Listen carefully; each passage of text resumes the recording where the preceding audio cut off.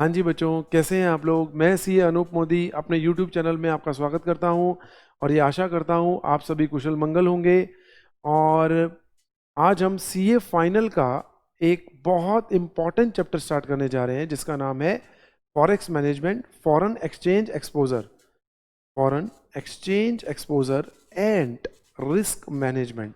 यानी कि foreign currency की जो फॉरेन करेंसी में जो के लेन देन में जो रिस्क इन्वॉल्व होता है उसे कहा जाता है फॉरेन एक्सचेंज एक्सपोजर। और उसकी मैनेजमेंट किस तरीके से की जाए वो हम यहाँ समझेंगे। ठीक है, बेसिकली आप समझिए हमें इस चैप्टर की जरूरत पड़ी क्यों।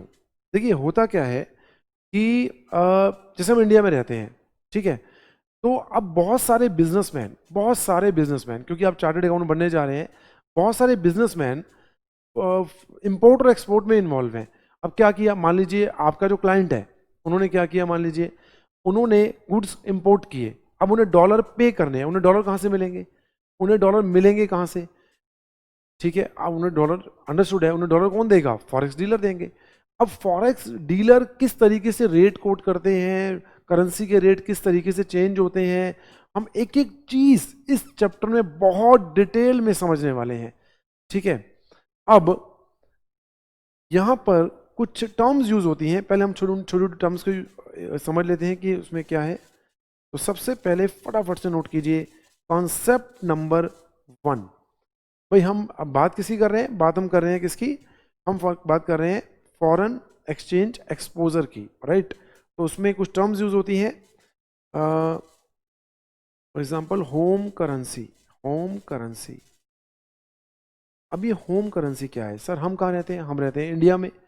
अब सर इंडिया में बताइए कौन सी करेंसी चलती है, इंडिया में चलते हैं सर रुपीस, इंडिया में चलते हैं रुपीस। तो मैं कह सकता हूं कि हमारी होम करेंसी यानी इंडिया की होम करेंसी क्या है, रुपीस। तो इसका मतलब जो कंट्री है हमारी, country on currency, home currency क्या होती है, कंट्री की अपनी करेंसी।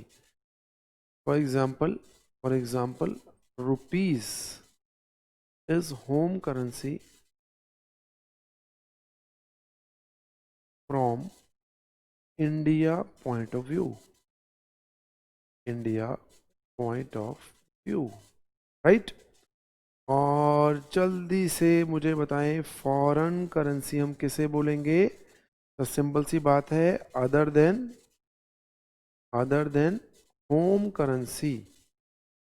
सारी की सारी अदर जो करेंसी है वो कौन सी करेंसी होंगी साहब, वो होम करेंसी होंगी, राइट। वो होम करेंसी होंगी। फॉर एग्जांपल आपका जो डॉलर है, या आपका येन है, या आपका जीबीपी है, पाउंड है, ये सारी करेंसी क्या है, this all are foreign currency, foreign currency from किसके पॉइंट ऑफ व्यू से, इंडिया के point of view, from India point of. ठीक है सर। तो सर होम करेंसी क्या हो गई, हमारी अपने देश की करेंसी, और फॉरेन करेंसी क्या हो गई, हमारी देश की करेंसी के अलावा बाकी सभी करेंसी। सर आप हमें ये बातें क्यों बता रहे हो बच्चों, क्योंकि मैं आगे जाके आपको बताने वाला हूं कि जब हमारे पास फॉरेन करेंसी आएगी तो हम उसको होम करेंसी में किस तरीके से कन्वर्ट करें, या फिर हमें किसी को फॉरेन करेंसी पे करनी है तो हम फॉरेन करेंसी का अरेंजमेंट कहाँ से करें।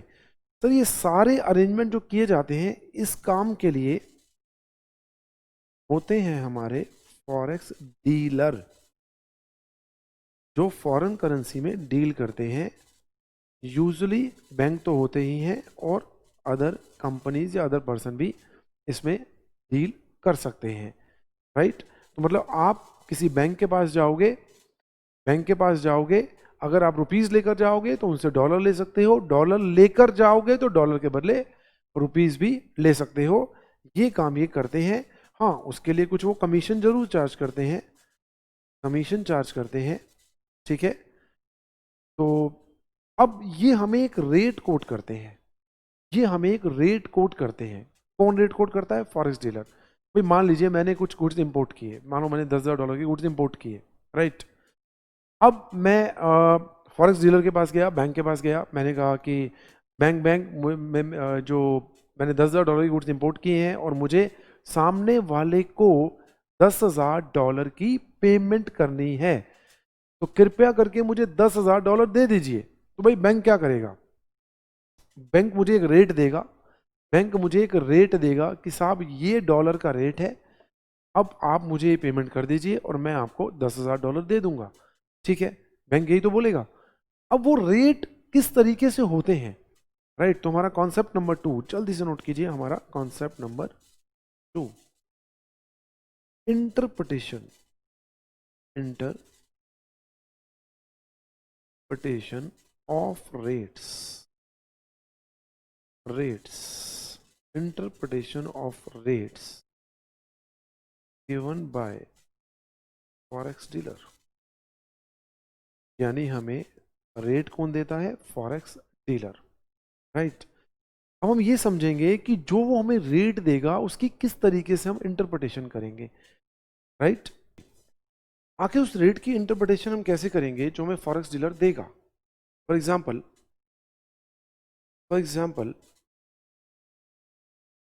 $1 इज इक्वल टू रुपीज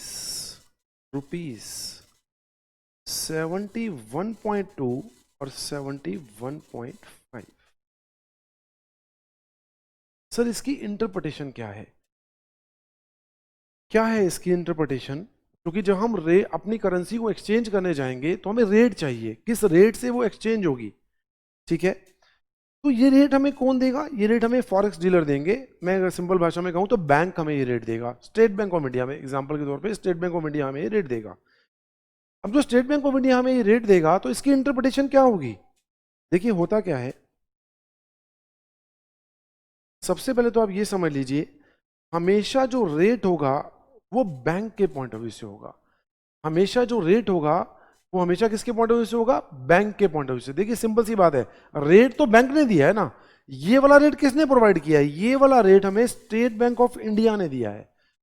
तो सबसे पहली बात तो ये कि जो भी हमारा रेट क्वेश्चन में गिवन होगा वो किसके पॉइंट ऑफ व्यू से होगा?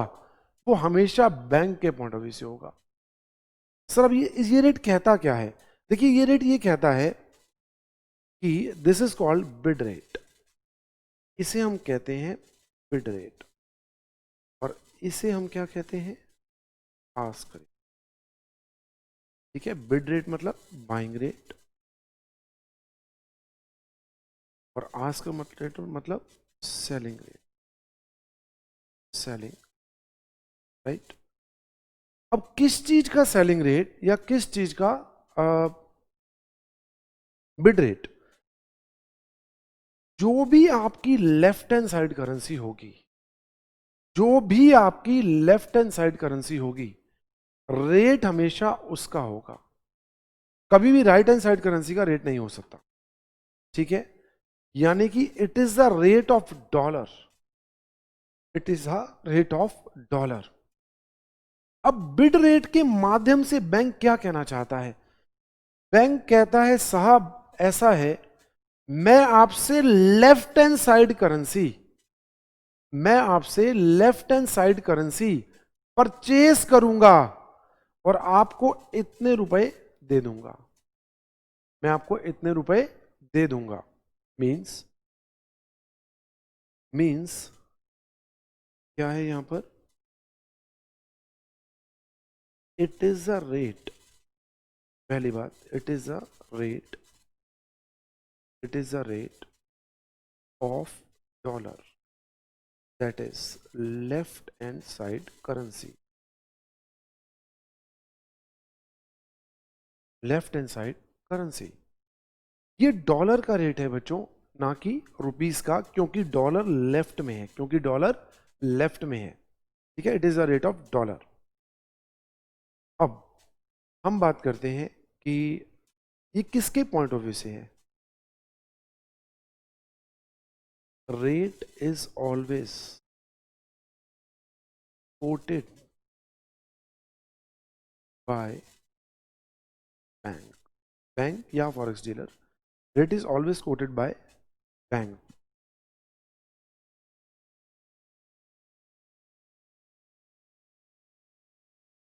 it is a rate, it is a rate from bank point of view, bank point of, sir क्या बोलते जा रहे हो, बात को समझने की कोशिश करो। देखिए, this is the bid rate, buying rate, and this is the ask rate.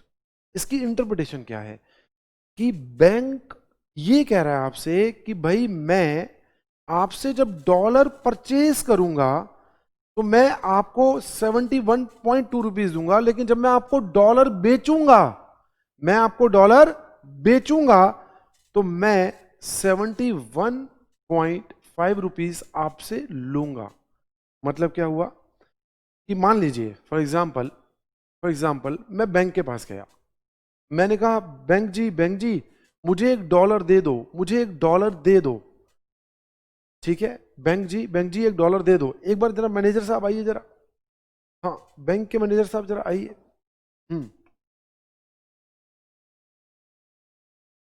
हाँ वो कैमरे में नजर नहीं आ रहे आपके, चलो कोई नहीं, आप नजर नहीं आ रहे, आप सामने बैठ जाइए मैनेजर साहब, मैं आपसे अभी कुछ परचेज करने वाला हूँ। ठीक है, हाँ बिल्कुल ठीक है सर। भाई मैं कौन हूँ, मैं मान लीजिए इंपोर्टर हूँ।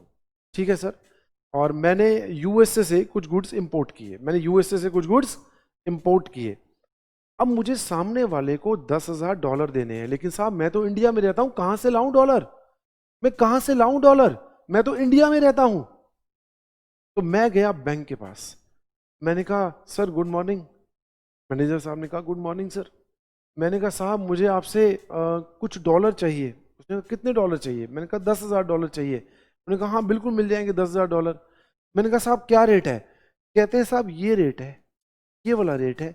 मैंने कहा है, मैं ठहरा अनपढ़ गवार आदमी, साहब मुझे क्या पता इसमें से कौन सा रेट मेरे ऊपर एप्लीकेबल है। बैंक कहता है अरे यार कैसी बात करते हो, सिंपल सी बात समझो, जैसे कि एक सब्जी वाला सस्ती सब्जी लाता है और महंगे में बेच देता है, ऐसे ही मैं डॉलर का डीलर हूं फिलहाल, मैं सस्ते में डॉलर परचेज करूंगा और महंगे में डॉलर बेचूंगा। मतलब ये ध्यान रखिए, जो भी आप ट्रांजैक्शन कर रहे हैं, जो भी आप ट्रांजैक्शन कर रहे हैं, उसमें बैंक लेफ्ट करेंसी को बेच रहा है या खरीद रहा है। भाई बैंक कर क्या रहा है, लेफ्ट करेंसी को बैंक खरीद रहा है या बेच रहा है। भाई सीधी सी बात है, मेरी इस ट्रांजैक्शन में जहां अनूप मोदी को $10,000 की आवश्यकता है, तो बैंक बताइए मुझे डॉलर बेचेगा या मुझसे डॉलर खरीदेगा, बताइए बैंक मुझे डॉलर बेचेगा या मुझसे डॉलर खरीदेगा। सर सीधी सी बात है, बैंक आपको डॉलर बेचेगा, बेचेगा, बैंक आपको डॉलर बेचेगा। तो सर अगर बैंक डॉलर बेचेगा तो ये वाला रेट लगेगा। अब प्रॉब्लम क्या आती है, ये जो सेलिंग रेट है और जो बाइंग रेट है, जो सेलिंग रेट है और जो बाइंग रेट है, उसमें कंफ्यूजन कहां होती है। देखिए मैं आपको एक्सप्लेन करता हूं कंफ्यूजन का मैटर कहां पर है। यहां पर देखिए बड़ी सिंपल भाषा में समझिए इसको। अनूप मोदी इंपोर्टर है, ठीक है, अनूप मोदी को $10,000 की नीड है क्योंकि उसे सामने वाले को देने हैं, राइट, मुझे डॉलर की नीड है। अनूप मोदी जो एक भारतीय नागरिक है, उसे $10,000 की नीड है। ठीक है साहब, अब मुझे डॉलर की नीड है, ठीक है। अब मैं इसको इसमें ना 4 लैंग्वेज लिखने वाला हूं, चार लैंग्वेज लिखूंगा मैं, ठीक है, जिसमें आप ये समझेंगे, जिससे आप ये समझेंगे साहब कि हम गलती कहां कर सकते हैं। देखिए मैं अब क्या बोलने वाला हूं। पहला, customer will customer will buy dollar, customer will buy dollar, पहली लैंग्वेज। सर क्या ये मैंने गलत कहा, नहीं साहब गलत तो नहीं कहा, क्योंकि मैं अनूप मोदी बैंक के लिए कस्टमर हूं, तो कस्टमर विल बाय डॉलर, भाई मुझे तो डॉलर चाहिए, तो कस्टमर विल बाय डॉलर, ठीक है, बिल्कुल ठीक है साहब। दूसरी language, customer will sell rupees। Sir क्या ये मैंने गलत कहा?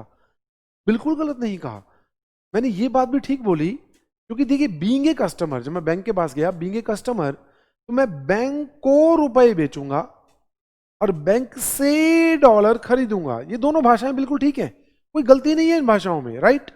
बिल्कुल ठीक है सर। तीसरी भाषा, बैंक विल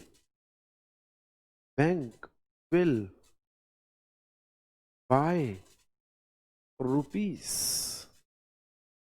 सर बैंक रुपए बाय करेगा, क्या ये मैंने कोई गलत बात बोली? भाई देखो, मैं बैंक के पास डॉलर लेने गया, अब देखो टू वे ट्रांजैक्शन कैसे हो रही है। मैं बैंक को रुपए दे रहा हूं, तो मैं रुपए बेच रहा हूं, बैंक रुपए लेकर डॉलर दे रहा है, तो बैंक क्या कर रहा है? बैंक रुपीस बाय कर रहा है, बैंक रुपीस बाय कर रहा है, राइट?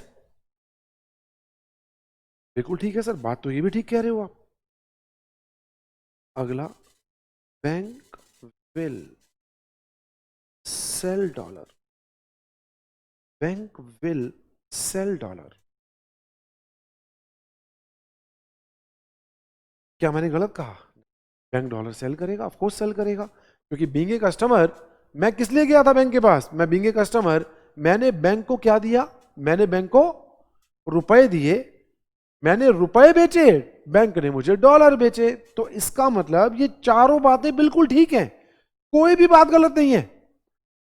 लेकिन सर यहां से देख के तो ऐसा लग रहा है बाइंग रेट एप्लीकेबल होगा, यहां से देख के ऐसा लग रहा है जैसे सेलिंग रेट एप्लीकेबल होगा, फिर यहां से देख के ऐसा लग रहा है कि बाइंग रेट एप्लीकेबल होगा, और यहां से देख के लग रहा है सेलिंग रेट एप्लीकेबल होगा। सर आखिर होगा क्या? देखिए बिल्कुल सिंपल सा फंडा है। पहली बात, ये रेट आपको किसने दिया? बैंक ने। तो ये जो रेट है वो क्या कहता है कि bank left currency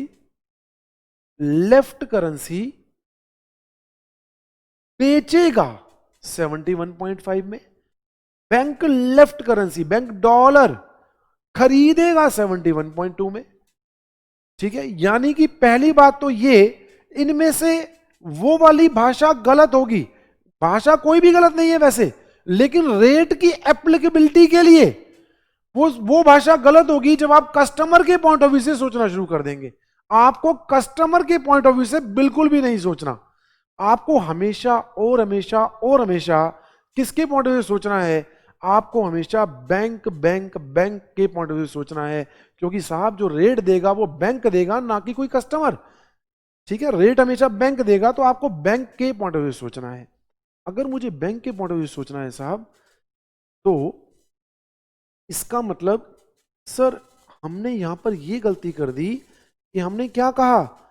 customer will. तो सर दिस इज रॉन्ग, ये गलत लैंग्वेज है, ये गलत लैंग्वेज है। सर आपको कस्टमर के पॉइंट ऑफ व्यू से बिल्कुल भी नहीं सोचना।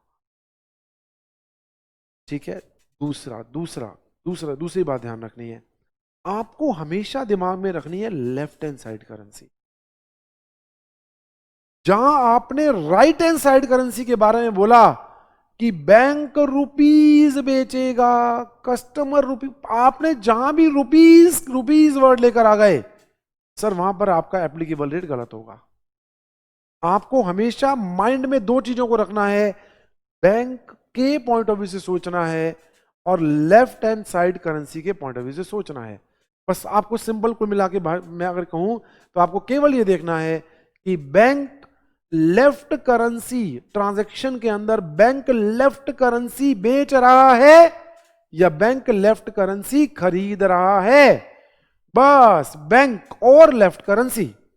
देखें हमारी पहली लैंग्वेज में क्या दिक्कत थी? ओहो, पहली लैंग्वेज में दिक्कत तो क्या थी? कस्टमर के पॉइंट ऑफ व्यू से सोच लिया हमने, लेकिन हाँ डॉलर के, ठीक है वो डॉलर के पॉइंट ऑफ व्यू से सोचा, लेकिन पहली लैंग्वेज गलत क्यों हो गई? क्योंकि कस्टमर के पॉइंट ऑफ व्यू से सोचा। कस्टमर के पॉइंट ऑफ व्यू से कभी नहीं सोचना।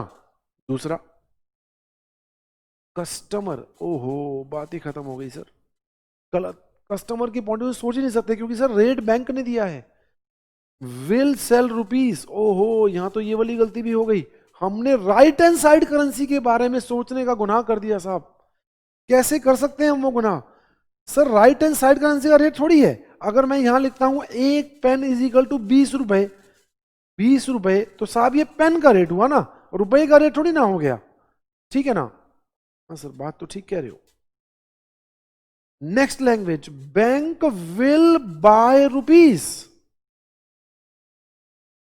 सर अब तो हमें ठीक लग रहा है बिल्कुल, क्योंकि देखो हमने ना बैंक के पॉइंट ऑफ व्यू सोचा कि बैंक क्या कर रहा है, बैंक विल बाय रूपीस। ओ हो, गड़बड़ हो गई सर, गड़बड़ हो गई।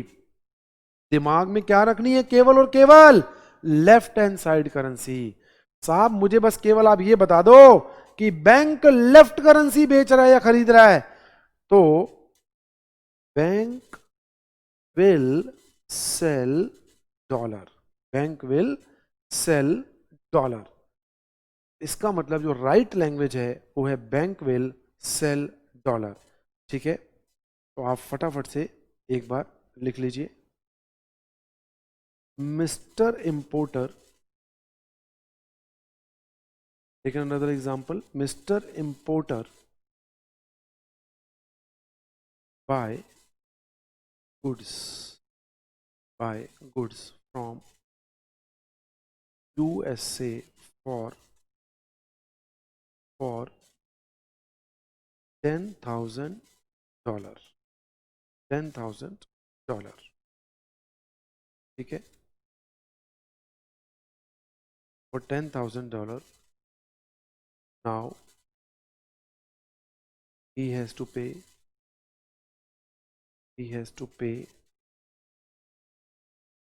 dollar to Mr. Exporter, right? And rates quoted by banks, are, bank ने क्या रेट दिया साहब, $1 इज इक्वल टू, हमने एग्जाम्पल जो लिया था उसमें 71.2 and 71.5 rupees,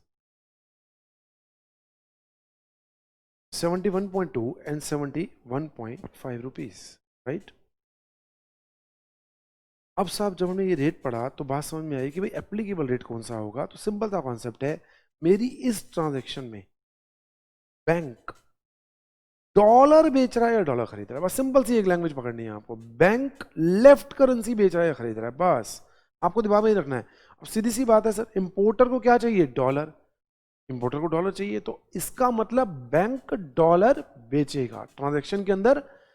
bank left currency का क्या करेगा, बस ये देखना है आपको, बैंक लेफ्ट करेंसी का क्या करेगा, बैंक इस ट्रांजैक्शन के अंदर लेफ्ट करेंसी बेचेगा। तो लिखिए, बैंक इस लेन देन में लेफ्ट हैंड साइड करेंसी यानी कि डॉलर बेच रहा है यानी कि सेल कर रहा है, और हमारा सेल वाला रेट कौन सा है बैंक का, 71.5। बैंक कहता है साहब मैं डॉलर नाम की वस्तु को 71.2 में खरीद डालूंगा और 71.5 में बेच डालूंगा। फिलहाल वो हमें डॉलर बेच रहा है, यानी कि बैंक डॉलर बेच रहा है, इसलिए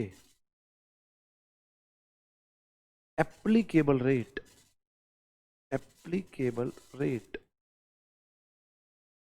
आस्क रेट होगा, आस्क रेट या सेलिंग रेट होगा, सेलिंग रेट होगा। applicable rate is $1 is equal to ₹71.5। इसका मतलब जो इस ट्रांजैक्शन, इस लेन देन पर जो रेट एप्लीकेबल होगा साहब, वो सेलिंग वाला रेट होगा, ना कि बाइंग रेट, राइट। अच्छा, अब बात आती है सर, ठीक है ये रेट एप्लीकेबल तो हो गया, लेकिन अब काम की बात करते हैं सर। अब आपको $10,000 चाहिए थे, आपको $10,000 चाहिए थे। मैंने कहा बैंक मुझे $10,000 दे दो। बैंक का लाओ रुपए दो, बताओ बेटे बताओ मुझे कितने रुपए देने पड़ेंगे अगर ये रेट है तो। सर ये तो बड़ा ही आसान क्वेश्चन पूछ लिया आपने, सीधी सी बात है सर। $1 के बदले अगर उस व्यक्ति को 71.5 रुपीज देने हैं, अगर इस व्यक्ति को 71.5 रुपीज देने हैं, तो $10,000 के बदले इंपोर्टर को कितने रुपए देने पड़ेंगे? सर इंपोर्टर नीड टू पे, इंपोर्टर को देने पड़ेंगे कितने? मल्टीप्लाई करूं डिवाइड करूं? मल्टीप्लाई करूं डिवाइड करूं? आप कहेंगे सर ये तो साफ ही नजर आ रहा है, मल्टीप्लाई कर डालो, इसमें क्या समस्या है, $1 में इतने रुपए, तो $10,000 में कितने रुपए, मल्टीप्लाई कर डालो। सर यहाँ तो साफ नजर आ रहा है, यहाँ तो सर साफ नजर आ रहा है, लेकिन आगे जाके जब मेन क्वेश्चंस आएंगे ना, तो आपको तो ये भी समस्या आने वाली है साहब कि डिवाइड होगा या मल्टीप्लाई होगा, क्या करें, डिवाइड होगा या मल्टीप्लाई होगा।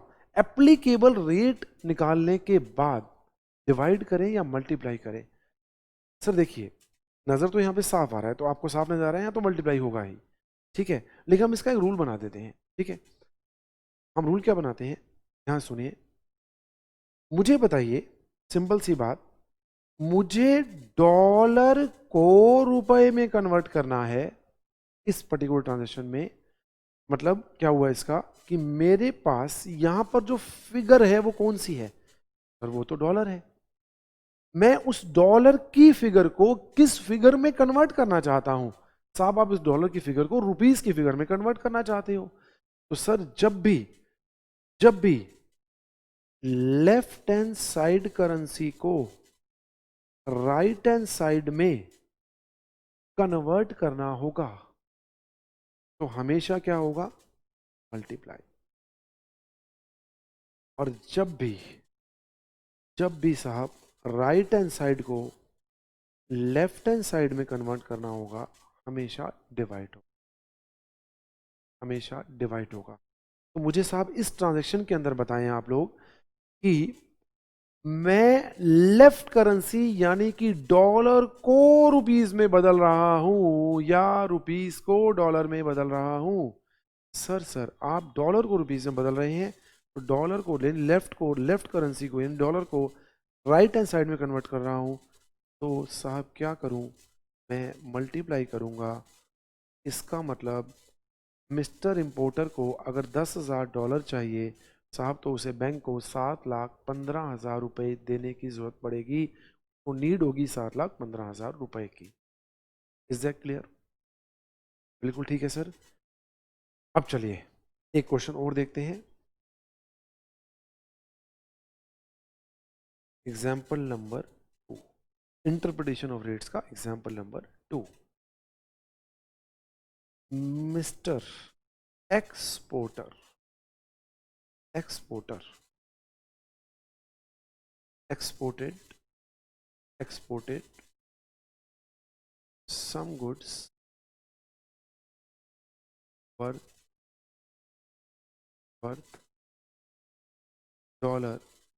$50,000। उन्होंने गुड्स एक्सपोर्ट किए and the rate quoted bye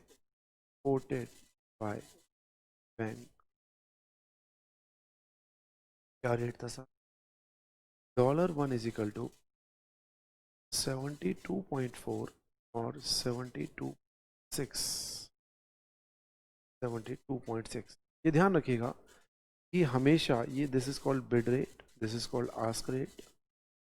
ये हमेशा जो बिड रेट है वो आस्क रेट से कम होगा। भाई सीधी सी बात है, बैंक सस्ते में खरीदेगा और महंगे में बेचेगा, तो हमेशा बिड रेट आस्क रेट से छोटा होगा। ठीक है, बैंक इज दिस। तो अब इस ट्रांजैक्शन में कितने रुपए इन्वॉल्व हैं, हमारा मुद्दा है अब ये। इस एग्जाम्पल में कितने रुपए इन्वॉल्व हैं, मिस्टर एक्सपोर्टर के पास बताइए डॉलर आएंगे या जाएंगे। सर एक्सपोर्टर के पास तो एक्सपोर्टर है तो भाई डॉलर तो आएंगे उसके पास। सर फिर आप चक्कर में पड़ गए। सर आपको इस कस्टमर के पॉइंट ऑफ व्यू से नहीं सोचना। हाँ, हम हमें किस पॉइंट ऑफ व्यू से सोचना है, सिंपल सी बात। बैंक बैंक डॉलर बेच रहा है या बैंक डॉलर खरीद रहा है, बस। बैंक लेफ्ट करेंसी, भाई लेफ्ट करेंसी कौन सी है, डॉलर। तो मुझे बस केवल और केवल इतना जानना है कि बैंक लेफ्ट करेंसी बेच रहा है या खरीद रहा है। सबसे पहले हमें इस लेन देन में यह जानना होगा कि bank bank bank left hand side currency बेच रहा है या खरीद रहा है। भाई देखो, एक्सपोर्टर ने गुड्स एक्सपोर्ट किए, उसके पास $50,000 आए, तो भाई सिंपल सी बात है, ये हैं हमारे मिस्टर एक्सपोर्टर और ये है हमारी कंट्री यूएसए। इन्होंने यूएसए को गुड्स सेल किए और यूएसए वाला व्यक्ति इनको क्या देगा। सर यूएसए वाला व्यक्ति इनको $50,000 देगा और जो मिस्टर एक्सपोर्टर हैं वो जाएंगे स्टेट बैंक ऑफ इंडिया के पास। बताओ mister exporter state bank of India को क्या देंगे। Sir mister exporter state bank of India को देंगे $50,000 देंगे। और एसबीआई एसबीआई एसबीआई एसबीआई बताइए, जो लेफ्ट करेंसी है डॉलर, भाई मिस्टर एक्सपोर्टर इनको डॉलर देंगे। अब मुझे बताइए state bank of India left currency, left मतलब जो इस रेट के अंदर लेफ्ट है, लेफ्ट करेंसी इस पर्टिकुलर ट्रांजैक्शन में लेफ्ट करेंसी बैंक खरीद रहा है या बेच रहा है। सर बैंक डॉलर तो खरीद रहा है और इसको रुपए दे रहा है, रुपीज दे रहा है। सर मैंने फिर कहा लेफ्ट करेंसी का क्या कर रहा है बैंक, ये बताओ बस। बैंक लेफ्ट करेंसी तो सर खरीद रहा है सर। एक्सपोर्टर इनको डॉलर देंगे तो लेफ्ट करेंसी तो खरीद रहा है, ठीक है। तो खरीद रहा है, इस लेन देन के अंदर bank bank bank left hand side currency यानी कि डॉलर खरीद रहा है, खरीद यानी कि बाय यानी कि बिड, खरीद रहा है।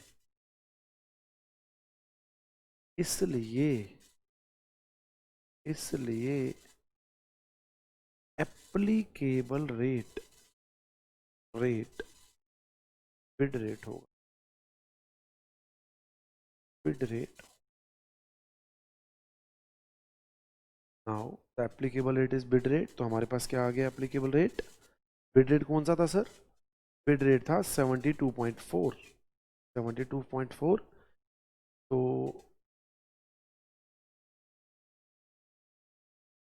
एप्लीकेबल रेट हमारा आ गया $1 is equal to rupees 71 point कितना माना था हमने 72.4 सॉरी 72.4 राइट।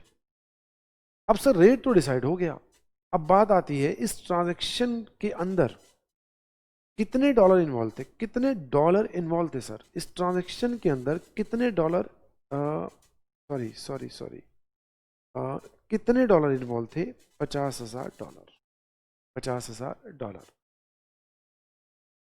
अब सर $50,000 देने के बदले एक्सपोर्टर को कितने रुपए मिलेंगे सर, अब आपको कोई दिमाग नहीं लगा, बस आप केवल ये बता दो मुझे, केवल ये बता दो कि आप के पास जो करेंसी है, जो आपके क्वेश्चन में जो अमाउंट है वो डॉलर में है या रुपए में, वो डॉलर में है या रुपए में, सर डॉलर में है, उसको किस में कन्वर्ट करना चाहते हो भाई, सर हम इस डॉलर को रुपए में कन्वर्ट करना चाहते हैं, इस डॉलर को हम रुपए में कन्वर्ट करना चाहते हैं राइट। तो क्या होगा सर,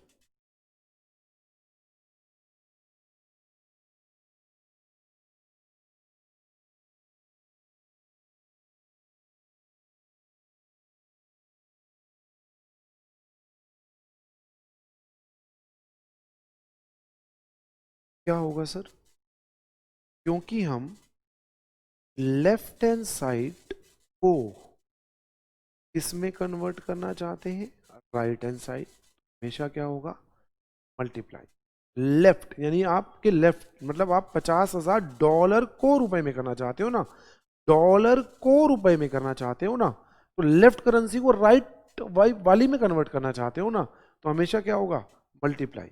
और सर वैसे भी आप समझ सकते हैं लॉजिकली, भाई सीधी सी बात है, अगर $1 में 72.4 रुपीज है तो $50,000 में तो रुपए ज्यादा ही होंगे ना, तो मल्टीप्लाई तो होगा ही।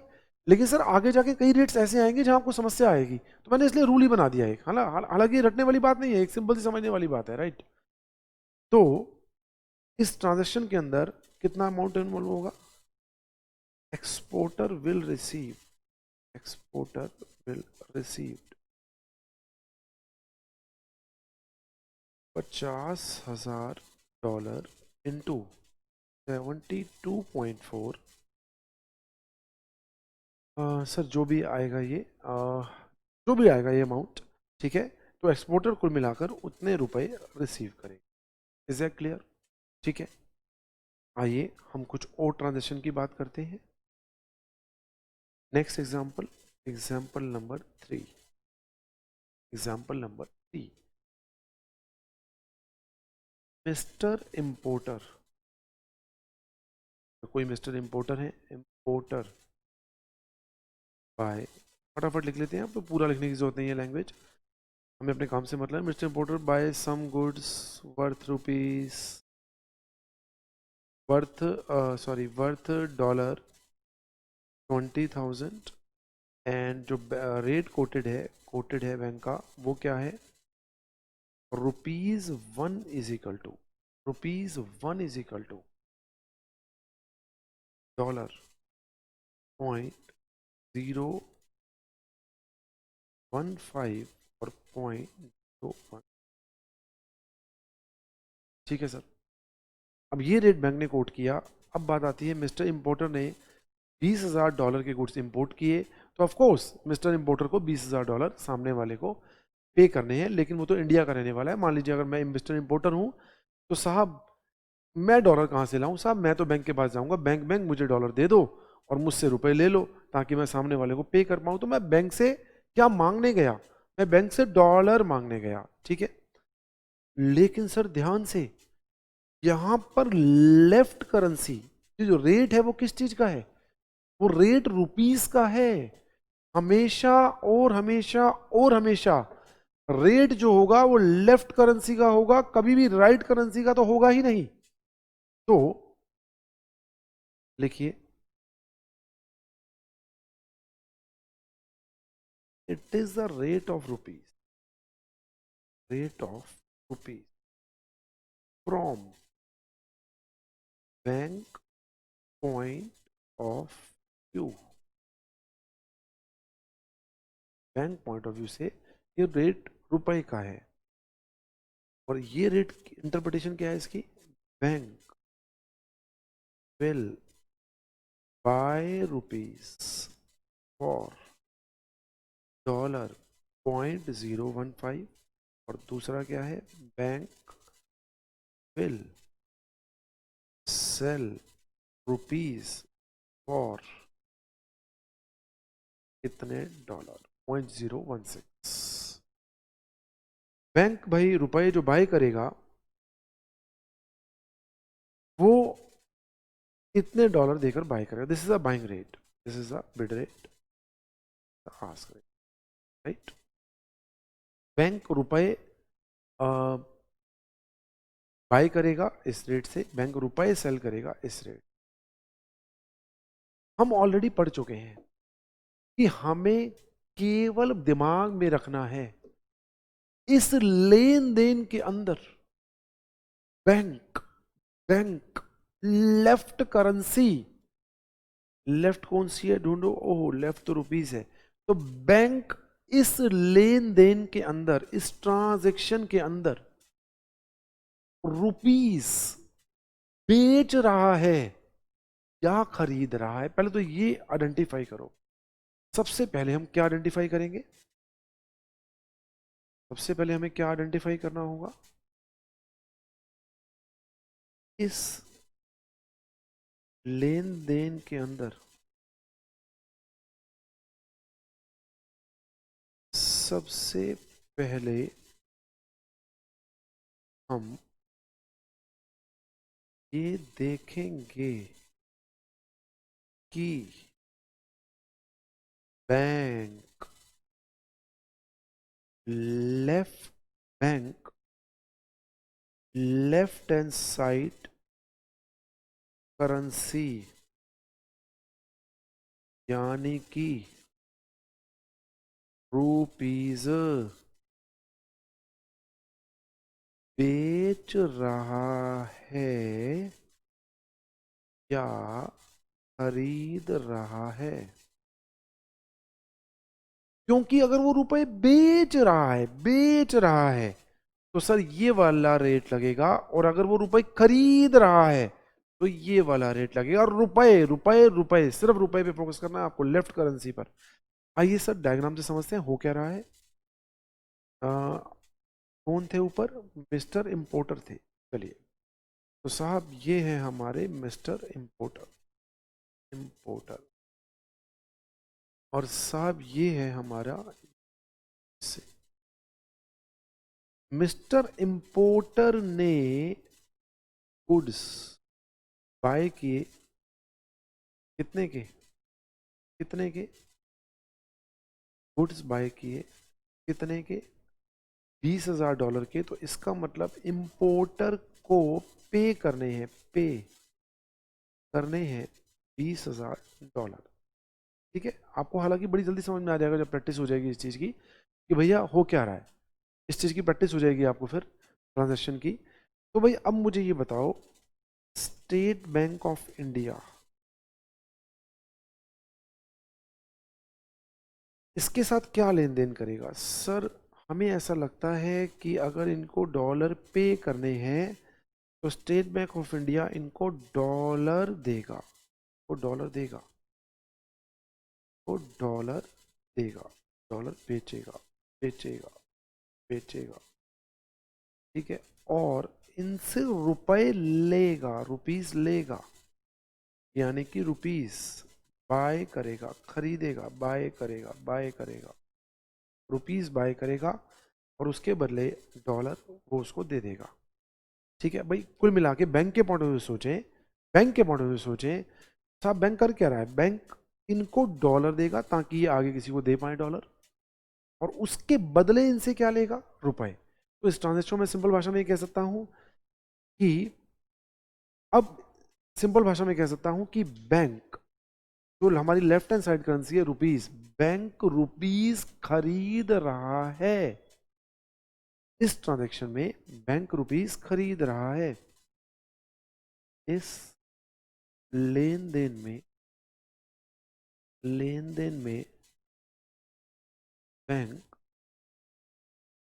रुपीस खरीद रहा है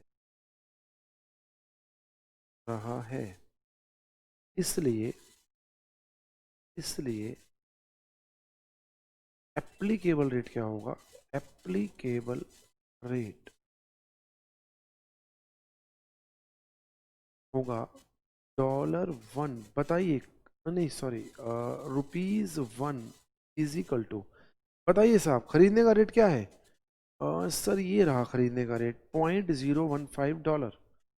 तो एप्लीकेबल रेट होगा $0.015। चलो सर एप्लीकेबल रेट तो आ गया, थैंक गॉड। चलिए साहब हमारा एप्लीकेबल रेट तो फाइनली आ ही गया। अब सर हमें ये बताओ फटाफट से कि इस ट्रांजैक्शन के अंदर $20,000 इन्वॉल्व हैं, $20,000 इन्वॉल्व हैं और हमें उसे रुपए में कन्वर्ट करना है, डिवाइड होगा या मल्टीप्लाई? सर देखो कॉन्सेप्ट के हिसाब से चलें वो भी उसको समझ लीजिए और रूल के हिसाब से चलें तो भी समझ लीजिए, ठीक है। अगर कॉन्सेप्ट के हिसाब से चलते हैं तो देखिए सर सीधी सी बात है,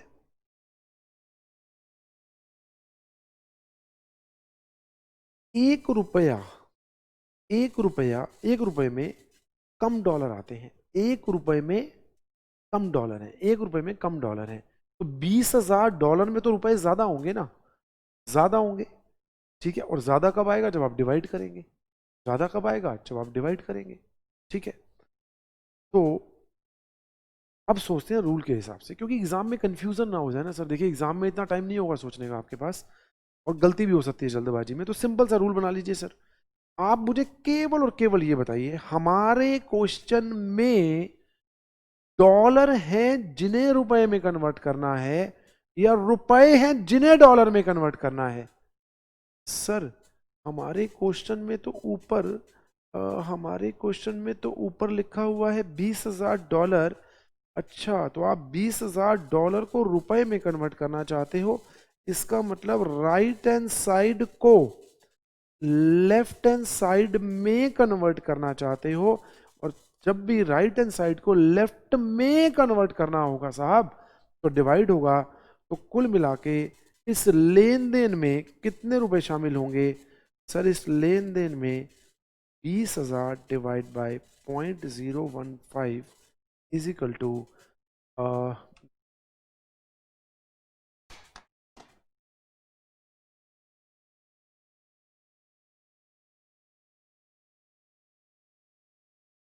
1333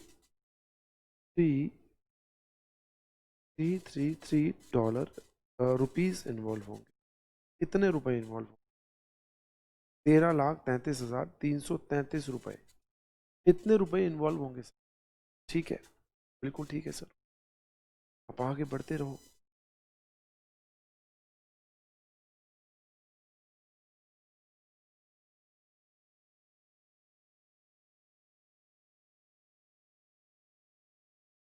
अब सर एक एग्जांपल छोटा सा और लेते हैं इसी का, एग्जांपल नंबर 4, एग्जांपल नंबर 4। एक है mister exporter sell some goods पर डॉलर 25,000 टू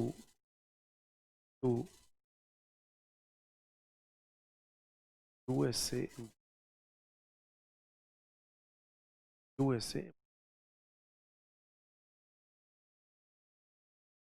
ठीक है।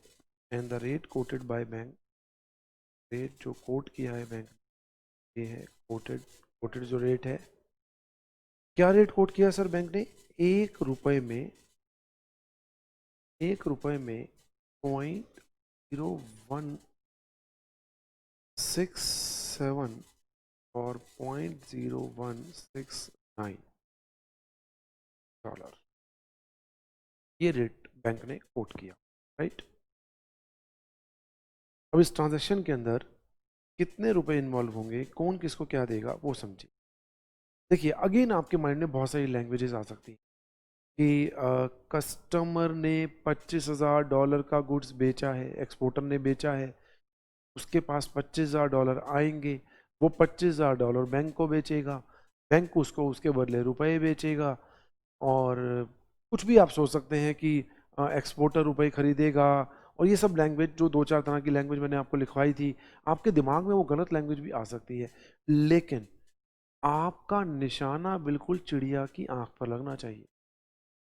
सर आपकी नजर कहाँ होनी चाहिए सीधा? बैंक लेफ्ट करेंसी यानी कि रुपीस, इस लेन देन के अंदर बैंक रुपए खरीदेगा या बेचेगा, बस इससे ज्यादा नहीं आपको दिमाग लगाना। अब आप थोड़ा जल्दी जल्दी कीजिए, अब हर बार डायग्राम बनाने की जरूरत नहीं पड़नी चाहिए। अब आपको क्या करना है, सिंपल सी बात है, सर मैं एक्सपोर्टर हूं, मैंने $25,000 के गुड्स बेचे, मेरे पास $25,000 आएंगे, मैं बैंक को $25,000 दूंगा और बैंक मुझे उसके बदले रुपए देगा। बैंक रुपए देगा यानी बैंक रुपए बेचेगा और आपसे डॉलर लेगा, रुपए बेचेगा, रुपए बेचेगा और डॉलर खरीदेगा, रुपए बेचेगा और डॉलर खरीदेगा। बताओ बात तो दोनों ठीक है, लेकिन हमें किसको पकड़ना है? लेफ्ट वाले को, लेफ्ट वाले को। बैंक रुपए बेचेगा, बैंक रुपए बेचेगा, ठीक है। तो हमें रुपीस, लेफ्ट में रुपीस है, अगर लेफ्ट में डॉलर होता तो मैं ऐसे बोलता बैंक डॉलर खरीदेगा, बैंक डॉलर खरीदेगा, ठीक है। अगर लेफ्ट में क्या होता? डॉलर। लेकिन फिलहाल लेफ्ट में क्या है? रुपीस, तो मैं क्या बोलूंगा? बैंक, बैंक रुपए क्या करेगा? बेचेगा। तो सर बैंक रुपए बेचेगा, तो एप्लीकेबल रेट जल्दी से बताओ क्या होगा?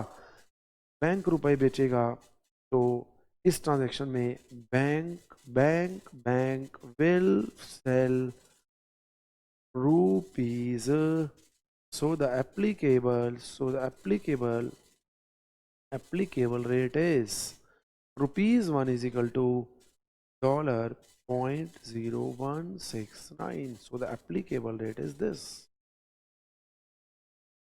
सर एप्लीकेबल रेट तो आ गया, फटाफट से जल्दी से बता दो, मल्टीप्लाई होगा या डिवाइड होगा? भाई सिंपल सा फंडा है, आपके क्वेश्चन में क्या है? डॉलर, डॉलर, $25,000, $25,000 आप डॉलर को रुपीस में कन्वर्ट करना चाहते हो, तो मुझे जल्दी से बता दो, राइट हैंड को लेफ्ट में कन्वर्ट करना चाहते हो, बताओ रूल क्या कहता है? रूल कहता है डिवाइड होगा, तो जल्दी से डिवाइड करके बताओ, 25,000 डिवाइड बाय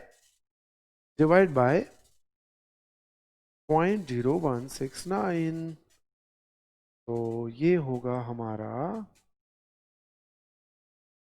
0.0169, तो दिस इज 1479290 रुपीज, यानी कि 14,79,290 रुपीज इस ट्रांजैक्शन के अंदर इन्वॉल्व होंगे।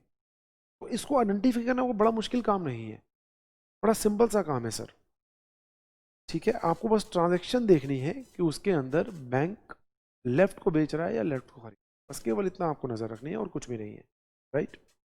बिल्कुल ठीक है सर, हम बिल्कुल ध्यान रखेंगे इस चीज का। इंटरप्रिटेशन ऑफ रेट्स तो आपको आ गया सर, आइए इसके कुछ थोड़े से क्वेश्चन भी देख लेते हैं इंटरप्रिटेशन ऑफ रेट्स के, ठीक है। और मल्टीप्लाई होगा या डिवाइड होगा वो भी मैं आप ही से पूछूंगा। आइए फटाफट से कुछ क्वेश्चन डाले हुए हैं हम लोगों ने। तो क्वेश्चन नंबर 2, इसमें आपको मेन तो ये आइडेंटिफाई करना होगा कि मल्टीप्लाई होगा या डिवाइड होगा। बड़े ध्यान से क्वेश्चन देखेंगे और आपको आइडेंटिफाई करना होगा। ये क्वेश्चन आपके लिए एप्लीकेबिलिटी रेट के लिए नहीं है, ये केवल आपको इस बात पे फोकस लेकर करेगा कि आपको मल्टीप्लाई होगा या डिवाइड होगा। आइए देखते हैं। The following spot rate are observe in the foreign currency market.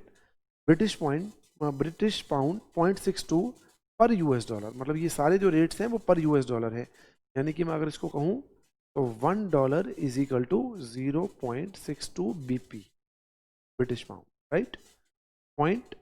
0.62 BP, ठीक है, ये हमारा रेट है।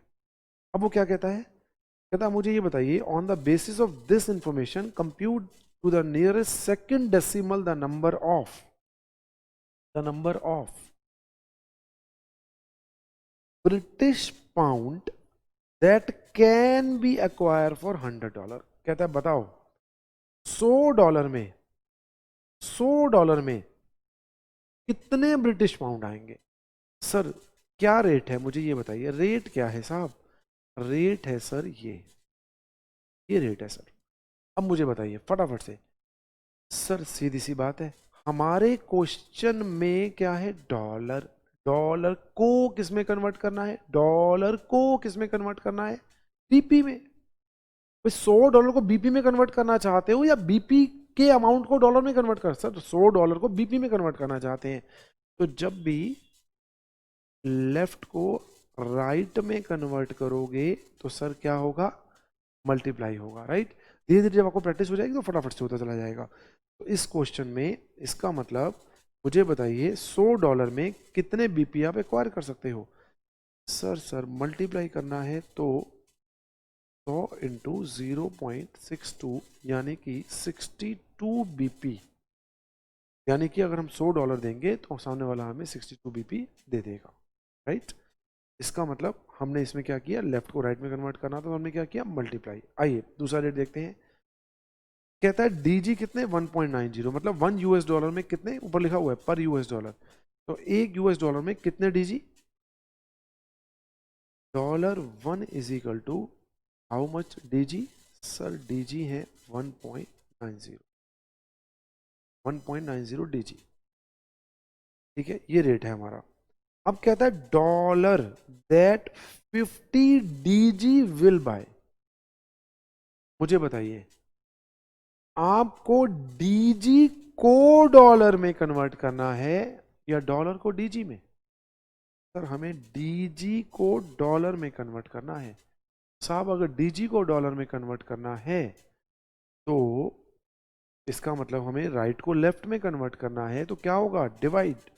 इसका मतलब 50 डिवाइड बाय 1.90, जो भी ये फिगर आएगी, ठीक है? तो 50 अगर आपको डीजी एक्वायर करने हैं तो सामने वाले को उतने डॉलर देने होंगे, राइट? तो ठीक है सर, मैं आपको ये 4 क्वेश्चन होमवर्क दे देता हूँ। 4 क्वेश्चन मैं आपको ये होमवर्क दे देता हूँ। ये 4 नहीं 5 क्वेश्चन है, नहीं 4 क्वेश्चन है, सॉरी 4 क्वेश्चन है, ये तो मैं करवा ही चुका। तो बस आपको केवल इन 4 ट्रांजेक्शन में ये डिसाइड करना होगा कि मल्टीप्लाई करना है या डिवाइड करना है। आई थिंक आप इसलिए इसे कर पाएंगे, कोई समस्या आपको नहीं होगी। चलिए अब हम ट्रांजेक्शन्स की बात करते हैं। क्वेश्चन नंबर 3, यहाँ पर आपको 2 चीज़ें देखनी होंगी। एक तो रेट कौन सा एप्लीकेबल होगा और दूसरा आपको ये देखना होगा कि मल्टीप्लाई होगा या डिवाइड होगा। ठीक है, ठीक है सर। आइए देखते हैं। Calculate how many USD A New York based firm. साहब न्यूयॉर्क में हमें पता है यूएसडी चलता है, डॉलर चलता है। विल रिसीव और पे। एक फर्म है जो कि यूएसए में है, यूएसए में है, ठीक है। For its following 3 foreign currency transaction, मतलब ये क्वेश्चन यूएसए के पॉइंट ऑफ व्यू से हो गया, राइट? ठीक है sir. Firm receive dividend amounting to इतने यूरो, अमाउंटिंग टू इतने euro. The firm receive dividend amounting to 120 euro, right? अब बात आती है रेट क्या है, क्योंकि रेट पे डिपेंड करेगा कि बाइंग रेट लगेगा या सेलिंग रेट लगेगा। डॉलर और यूरो के बीच में ये रेट है सर, ये रेट, ये रेट। अब इस ट्रांजेक्शन में सिंपल भाषा में बताता हूँ। देखिए एक फर्म है, वो न्यूयॉर्क में है, न्यूयॉर्क में है, उसकी कंट्री में चलता है डॉलर। अब उसको रिसीव क्या हो गए? उसको रिसीव हो गए कहीं से यूरो, यूरो रिसीव हो गए। वो किसी बात के भी हुए हो, क्या फर्क पड़ता है, डिविडेंड मिला हो चाहे कुछ भी मिला हो। तो यूरो उसको रिसीव हो गए 1,20,000, ठीक है। अब मुझे बताइए ये जो फर्म है वो जाएगी अपने बैंक के पास, बैंक के पास यानी फॉरेक्स डीलर के पास, क्योंकि यहाँ तो डॉलर चलते हैं। तो क्या कि मैं क्या करूँगा यूरो का, तो ये क्या करेंगे, बैंक को, बैंक को यूरो देंगे, यानी बैंक यूरो परचेज करेगा और बैंक इनको डॉलर देगा उसके बदले। यही होगी transaction. Is that clear? Bank euro खरीदेगा और डॉलर बेचेगा। ठीक है, अब यूरो खरीद रहा है और डॉलर बेच रहा है। अब भाई एक जगह बेचना आ रहा है, एक जगह खरीदना आ रहा है। अब साहब हर ट्रांजेक्शन में ऐसे ही होगा, कुछ ना कुछ बेचेगा, कुछ ना कुछ खरीदेगा। अब एप्लीकेबल रेट क्या होगा, वो डिपेंड करता है सर लेफ्ट में कौन है, लेफ्ट में कौन है। अब मुझे बताइए डॉलर और यूरो के बीच में लेफ्ट में कौन है इस रिलेशन के अंदर, डॉलर। बस अब आपका फोकस कहां होना चाहिए, केवल बैंक डॉलर बेच रहा है या बैंक डॉलर खरीद रहा है।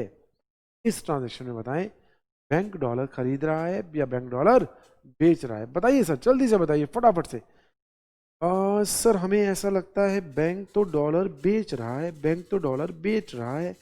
अगर बैंक डॉलर बेच रहा है साहब, तो एप्लीकेबल रेट क्या होगा सर, एप्लीकेबल रेट होगा एक डॉलर में कितने यूरो बेच रहा है। तो बेचने वाला रेट कौन सा है, बाद वाला। ठीक है, पहले वाला रेट कौन सा होता है, बिड रेट, खरीदने वाला रेट। तो बेचने वाला रेट हो गया तो 0.8,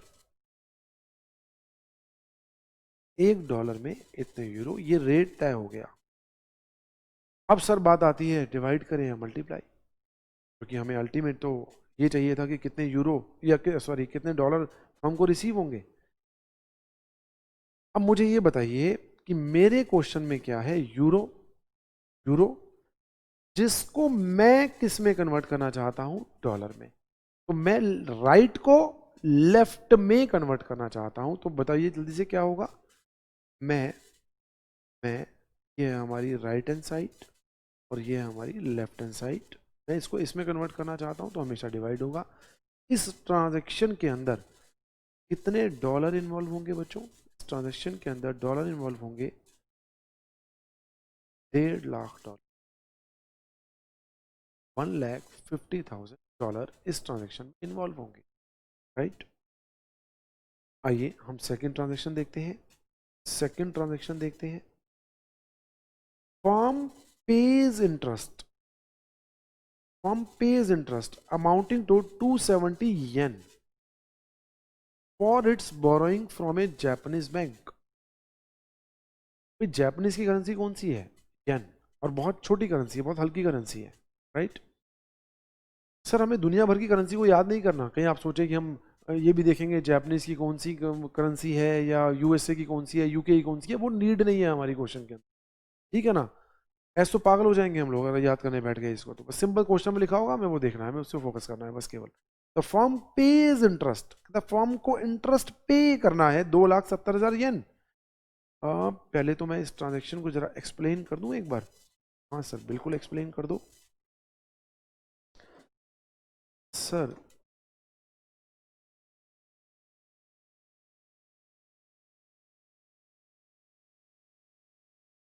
ये है न्यूयॉर्क बेस्ड फर्म, जहाँ क्या चलता है, जहाँ डॉलर चलता है, और इसको किसी को इंटरेस्ट पे करना है येन में। कितने येन पे करना था, 2,70,000 येन। इसको किसी को येन देने हैं 2,70,000। अब इसके पास तो भाई येन है नहीं, फर्म के पास तो है नहीं, ये गई अपने बैंक के पास। ये क्या करेगी, फर्म क्या करेगी जल्दी से बताओ। फर्म के पास तो है डॉलर, क्योंकि फर्म तो न्यूयॉर्क में है। तो फर्म क्या करेगी, अगर उसको 2,70,000 येन चाहिए तो वो बैंक से क्या लेगी, येन, और बैंक को वो क्या देगी, डॉलर। यानी कि इस ट्रांजैक्शन में बैंक डॉलर खरीदेगा और येन बेचेगा, येन बेचेगा। सर क्या हम केवल इसी से अंदाजा नहीं लगा सकते कि बाइंग रेट लगेगा या सेलिंग रेट, नहीं, आप इससे अंदाजा नहीं लगा सकते। पहले आपको ये देखना पड़ेगा कि लेफ्ट में कौन है, लेफ्ट में जो रेट आपको दिया हुआ है उसके लेफ्ट में कौन है। सर डॉलर और येन के बीच में ये रिलेशनशिप हमें क्वेश्चन में गिवन है, लेफ्ट में कौन है सर, डॉलर। अब बस चेक आपको क्या करना है कि firm, bank sorry bank, bank dollar खरीद रहा है या डॉलर बेच रहा है। इस लेन देन के अंदर बैंक क्या कर रहा है, इस लेन देन के अंदर सर बैंक डॉलर खरीद रहा है। तो क्योंकि क्योंकि इस लेन देन के अंदर अंदर bank, left hand side currency, left hand side currency यानी कि डॉलर खरीद रहा है तो applicable rate, applicable rate, cable rate bid rate होगा, बिड रेट होगा $1 इज इक्वल टू येन 135। ये रेट सर एप्लीकेबल हो, रेट एप्लीकेबल तो हो गया सर। अब बात आती है कि इसमें कितना अमाउंट इन्वॉल्व है। मुझे बताइए हमारे क्वेश्चन में क्या है, येन के डॉलर। सर हमारे क्वेश्चन में येन है, हमारे क्वेश्चन में येन है, 2,70,000 येन को हम डॉलर में कन्वर्ट करना चाहते हैं। तो जब भी येन को डॉलर में कन्वर्ट करना चाहते हैं तो इसका मतलब आप राइट को लेफ्ट हैंड में कन्वर्ट करना चाहते हैं। बताइए सर क्या होगा, डिवाइड होगा सर, सिंपल सी बात है। तो इसका मतलब 2,70,000 डिवाइड बाय 135। हमारी इस ट्रांजेक्शन में टोटल डॉलर जो इन्वॉल्व होंगे वो होंगे कितने, 2,000 dollar, right. Is that clear?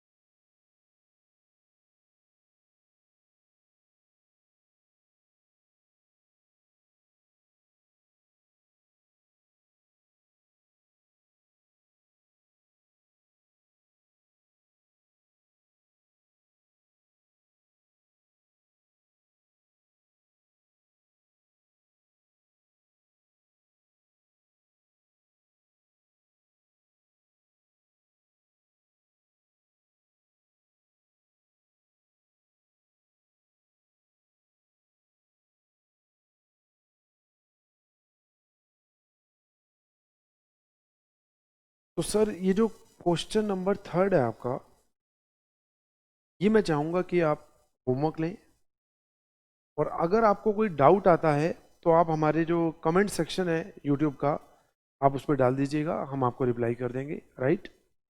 तो चलिए हम अपने नेक्स्ट क्वेश्चन की तरफ बढ़ते हैं। Question number 4।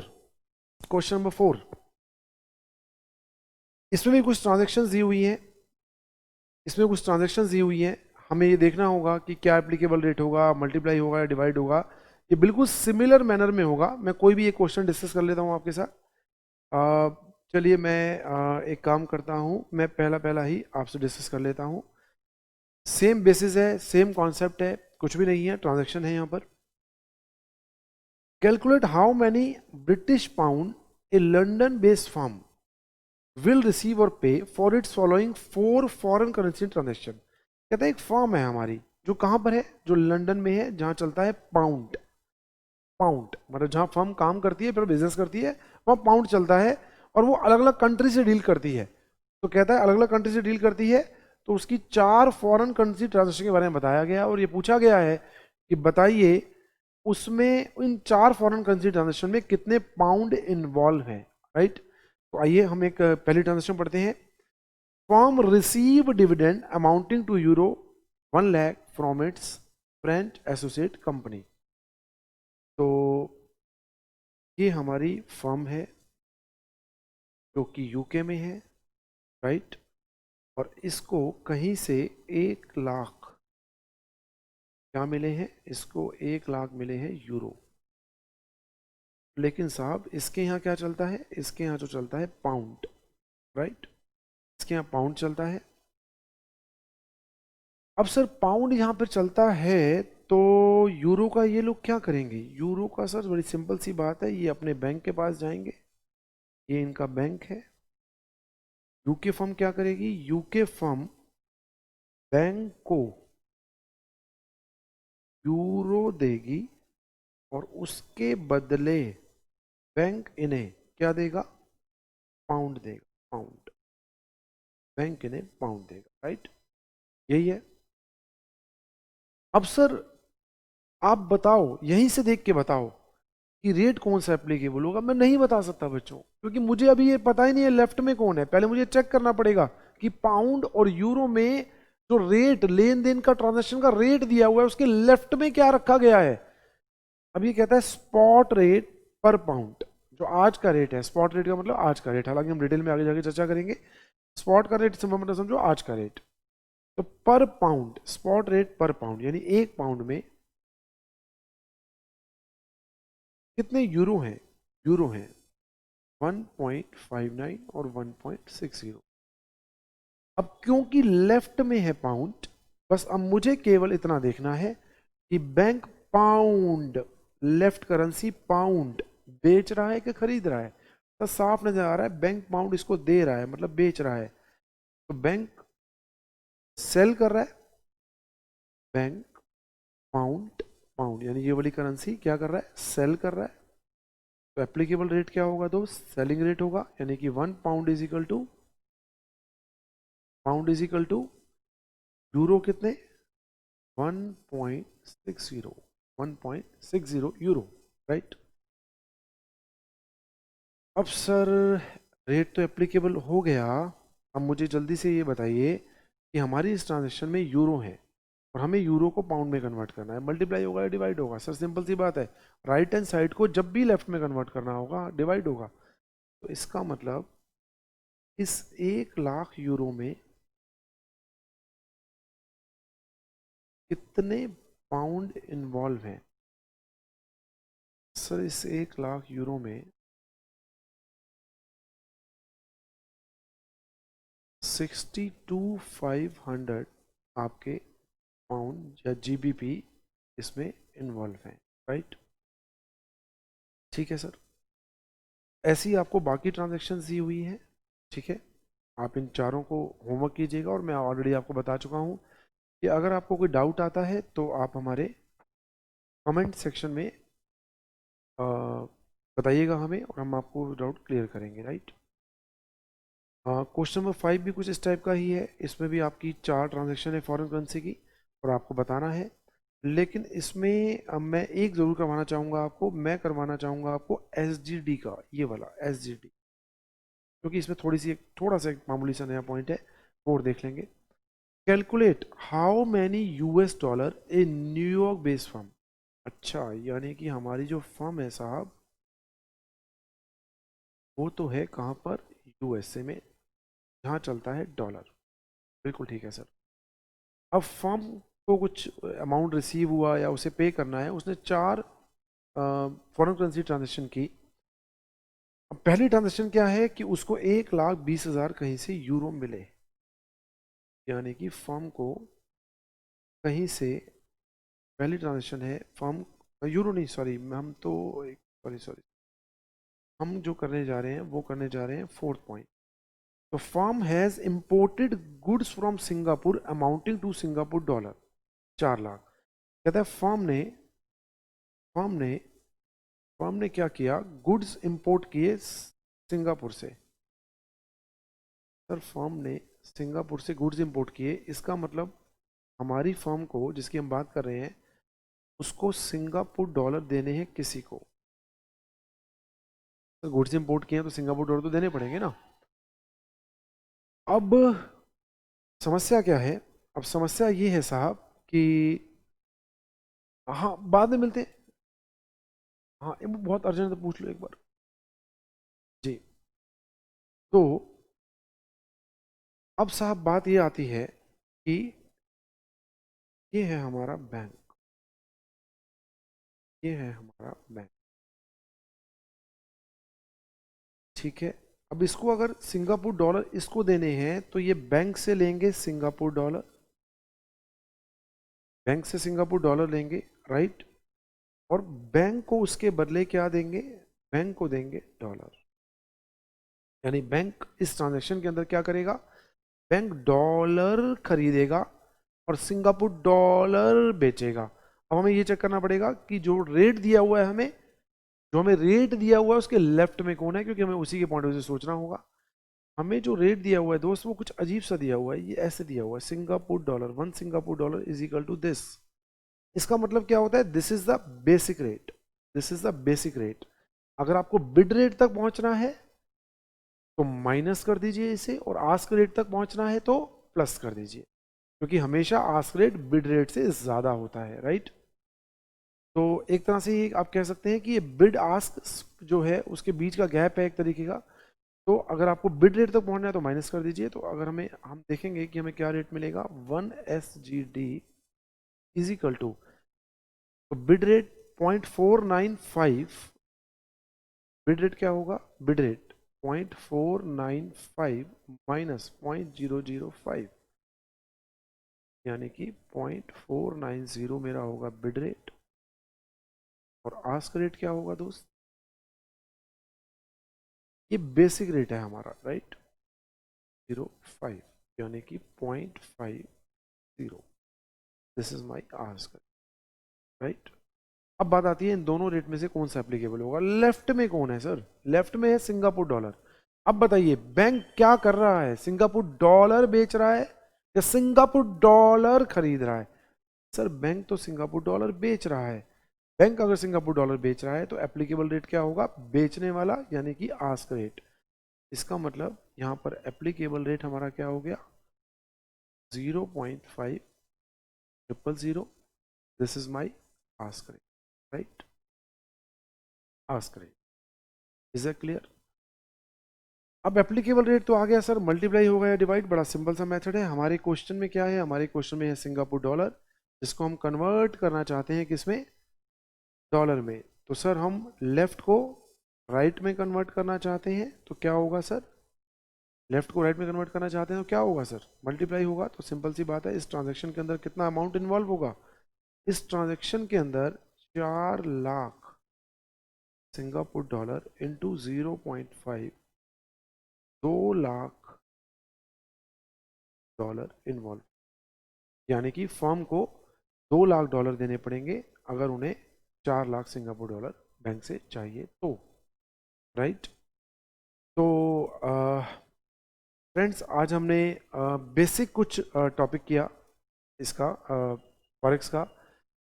और आई होप कि आपको ये वीडियो हमारा पसंद आया होगा। और अगर आपको ये वीडियो पसंद आया है तो आप इसे सब्सक्राइब ज़रूर करें और और अगर आपको लगता है कि वीडियो बहुत अच्छा है तो अपने दोस्तों के साथ शेयर भी करें और लाइक करें। ओके बच्चों, ताकि ये इस टाइप की वीडियो हमारे और भी, अभी तो सिर्फ ये पार्ट 1 था, पार्ट 2, पार्ट 3, जो जितने भी पार्ट हैं आपको मिलते रहें। ठीक है बच्चों, मिलते रहेंगे। Thank you, tata, bye bye.